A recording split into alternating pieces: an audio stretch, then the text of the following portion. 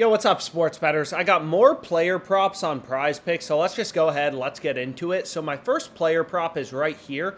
I'm on Dylan Brooks under 13 points. Right, so a lot of people will read too much into these picks. How did you find this pick? And I say this all the time. As a sharp bettor, you just follow the data in the market. That's all I'm doing. So you're going to notice Underdog Fantasy and No House Advantage, which are two other fantasy sites. You'll also see them on the fantasy screen.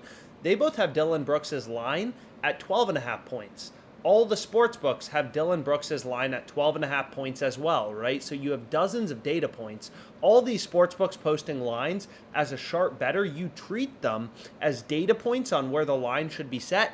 PrizePicks is at 13. Every other data point, every other fantasy site, every sports book is at 12.5. So PrizePicks is too high, right? PrizePicks is higher than the market. All these sports books, like PrizePicks, they all try to set lines independently. So as a sharp bettor, you're hunting for inefficiencies, right? You're hunting for value in the market. You look at Ja Morant, all the books have his line at 27.5. All the fantasy sites, NHA, Underdog, PrizePicks, they all have Ja's line at 27.5 points, right? So there's no value in the market. There's no major discrepancies between sportsbooks. There's no value in the market. We don't want to touch Ja Morant player points on PrizePicks or Underdog Fantasy or NHA or any other sportsbook. There's no value in the market, right? Whereas for Dylan Brooks, there's a clear line discrepancy. So using this tool, it's called the OddsJam odds screen. It's a little bit of manual work, right? But all you're doing is you're following the line movement. So you can see lines are moving right now on Dylan Brooks. But all you're doing is you're following these line movements. The line movements are highlighted in, green and red. And you're hunting for differences in where sportsbooks are setting the line. Where does PrizePicks have their line too high, too low relative to the other data points in the market? So that's the first player prop that I went with for today. Then I switched over to the fantasy screen. So the fantasy screen is pretty cool. And the reason it's pretty cool is PrizePicks is a simple platform, right? I've broken down the math in tons of other videos, but basically to beat PrizePicks long term, all you need to find are player props that are winning over 54.25% of the time, right? So if you're able to hit your over-under, so if we go to PrizePicks, pull up any over-under you want. So let's say Donovan Mitchell, over-under 3.5 threes. If you're able to select your player props, your over-unders correctly, above 54.25% of the time, you're going to make money on PrizePicks long term. That's really what it boils down to. Here you can see I have a 5 flex play. I break down the payouts. I break down the math and what your break-even win rate is, right? So what this means is if, let's say you placed 1,000 5 flexes on PrizePicks, 1,000 bets on PrizePicks, you hit all of your player props 54.25% of the time, you're not going to be up or down money. You're going to be basically break even. If you hit your player props above 54.25% of the time, so let's say 56% of the time, over the long run, let's say over 1,000 bets, your ROI is going to be positive, 12%, right? So if you bet $10,000 total, you'll have roughly 1,200 in profit. And if you're hitting your player props, let's say 52% of the time, lower than that break-even win rate, you're going to be down money. Down, if you bet $10,000, down roughly $1,400 over the course of the long run. So every sharp bettor, every sports bettor, the worst sports bettors, the best sports bettors, the most profitable sports bettors who are horrible, everyone will have winning days and losing days, right? It's not like I'm saying all these bets are locks on PrizePicks and you're guaranteed to win. That's absolute BS.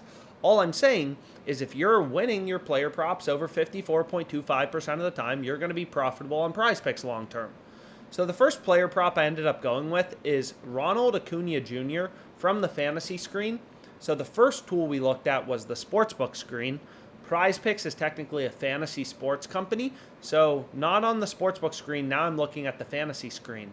And all this tool shows you is player props that are winning above 54.25% of the time. And you may be curious, like, oh, how are you doing that? How are you determining this? And basically, you're just looking at sportsbook odds. So you're going to see Bowen Byram under 2.5 shots on goal in the Avs-Kraken game is a sharp bet. You're also going to see this play on the OddsJam positive EV tool.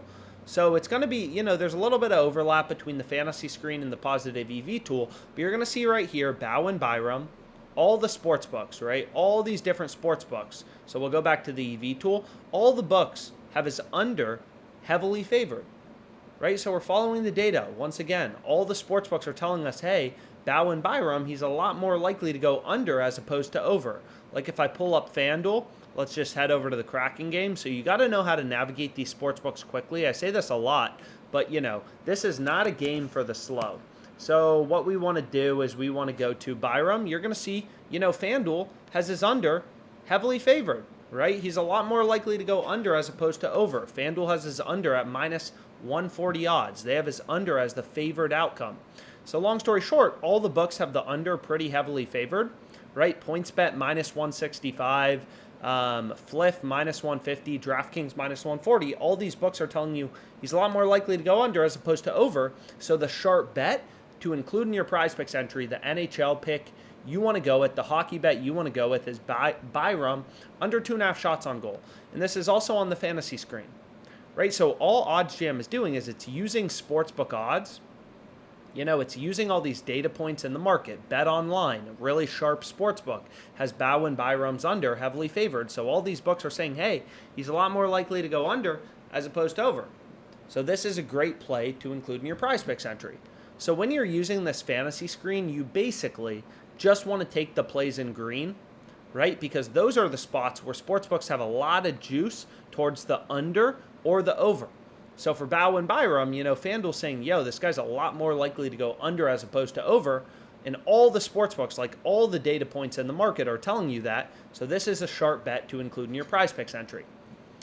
So long story short, I took Acuna Jr. under half of a run, so him to not score a run. All the sports books have his under half of a run, his under heavily favored. Sam Hilliard under half of a base. And D'Angelo Russell, there wasn't a ton of value here, 54.3%, but it's still higher than 54.25%, so it's still a decent pick to include in your entry.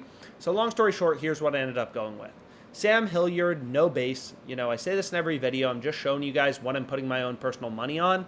So I have Randall over 21 points, Byram under 2.5 shots on goal. Again, this play is from the positive EV tool right here, right? It just shows you spots where an under or an over is really heavily favored.